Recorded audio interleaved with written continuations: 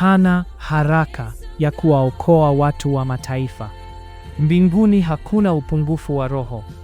Hii kujikweza kupita kiasi tunayoiona katika makanisa mengi inatoka kwa nyoka anayowafanya waamini kwamba Mungu anawatamani sana kiasi kwamba atawapokea mbinguni kwa mikono wazi, hata kama wanakataa waziwazi sheria alizotupa katika Agano la Kale.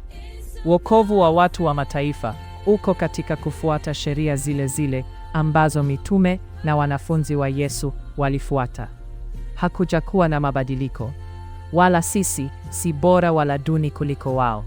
Baba anaona imani na ujasiri wetu, licha ya changamoto tunazokutana nazo. Anamimina upendo wake juu yetu.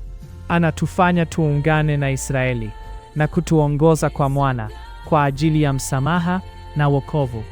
Huu ndio mpango wa wokovu unaoeleweka kwa sababu ni wa kweli. Je, unataka kujua zaidi? Nenda sasa hivi kwenye sheriayamungu.org.